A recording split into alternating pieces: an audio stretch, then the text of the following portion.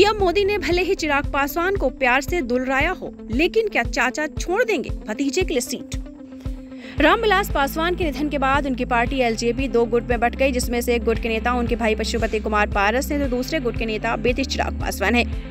दिल्ली में एनडीए नेताओं की बैठक चल रही थी। बैठक में जब चिराग पासवान ने पीएम नरेंद्र मोदी के पैर छुए तो उन्होंने एक बेटे की तरह प्यार दिया, एक बेटी की तरह उनको दुलराया, एक बेटे की तरह उनको पुचकारा।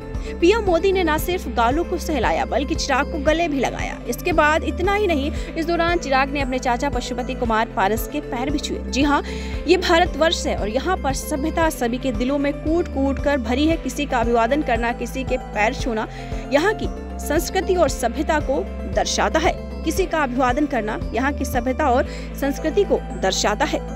इसके बाद यह कहा जाने लगा कि दोनों के बीच सुलह हो गई है, लेकिन अब चाचा पशुपति कुमार पारस ने एक बार फिर तेवर दिखाए और साफ साफ कह दिया कि वह अपने भतीजे चिराग पासवान के लिए हाजीपुर लोकसभा सीट नहीं छोड़ेंगे।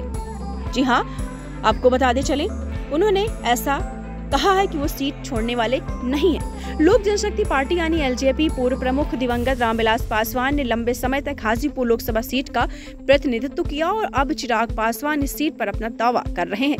अक्टूबर 2020 में रामविलास पासवान के निधन के बाद उनकी पार्टी एलजेपी 2 गुट में बंट गई, जिसमें से एक गुट के नेता उनके बेटे चिराग पासवान और दूसरे गुट के नेता उनके भाई पशुपति कुमार पारस। और आपको बता दें, भारतवर्ष में भाई का प्रेम भी बहुत अटूट है। राम लक्ष्मण की जोड़ी आपने सभी लोगों ने सुनी होगी। तो आपको बता दें, रामविलास पासवान जितना प्यार अपने बेटे को करते थे उतना प्यार अपने भाई को भी करते थे। चिराग पासवान जमुई लोकसभा सीट से सांसद हैं और अपने दिवंगत पिता की पुरानी सीट पर अपनी मां रीना को मैदान में उतारकर हाजीपुर पर दावा करने की कोशिश कर रहे हैं। चिराग के इस कदम के बारे में पूछे जाने पर पशुपति कुमार पारस ने मजाकिया अंदाज में टिप्पणी करते हुए कहा, उन्हें पहले हमें यह बताना चाहिए कि वह किस पार्टी के टिकट के तहत सीट पर चुनाव लड़ना चाहते हैं। उनकी पार्टी नहीं बल्कि दलदल है। केंद्रीय मंत्री पशुपति कुमार पारस ने साल 2021 में लोजपा में विभाजन की साजिश रची और तब चिराग पासवान पार्टी के अध्यक्ष थे। पशुपति पारस से यह पूछा गया कि वह साल 2024 के लोकसभा चुनाव में अपनी पार्टी के लिए कितनी सीट चाहते हैं। इस पर उन्होंने कहा, साल 2019 में बिहार में राष्ट्रीय जनतांत्रिक गठबंधन यानी एनडीए के 3 घटक दल थे और उसने 39 सीटें जीती थी। अब केवल 2 दल हैं। पशुपति पारस ने हाजीपुर में राष्ट्रीय लोक जनशक्ति पार्टी की एक बैठक के बाद संवाददाता सम्मेलन को संबोधित करते हुए कहा, हम हर साल 28 नवंबर को लोजपा का स्थापना दिवस मनाते हैं। हम इस साल भी ऐसा करेंगे, लेकिन समारोह पटना की जगह हाजीपुर में आयोजित किया जाएगा, जो दिवंगत रामविलास पासवान की कर्मभूमि रही है। यह पूछे जाने पर कि क्या स्थल में बदलाव उनके दिवंगत भाई के गढ़ में शक्ति परीक्षण के लिए किया है, इसके जवाब में पारस ने कहा, यह एक बदलाव है। तो आपको बता दें, चाचा क्या अपने भतीजे के लिए सीट छोड़ देंगे, लेकिन ऐसा होने वाला नहीं है। पशुपति कुमार पारस ताल ठोक के कह चुके हैं कि मैं किसी के लिए अपनी सीट छोड़ने वाला नहीं हूँ।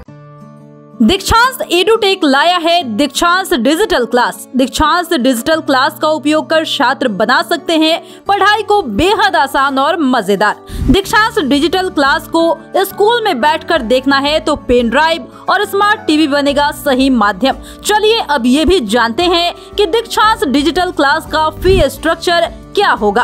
नर्सरी से लेकर यूकेजी के लिए 7,000, नर्सरी से लेकर दूसरी कक्षा के लिए 12,000, नर्सरी से लेकर 5वीं तक के लिए 18,000, नर्सरी से लेकर 8वीं तक के लिए 24,000, नर्सरी से लेकर 10वीं तक के लिए 30,000।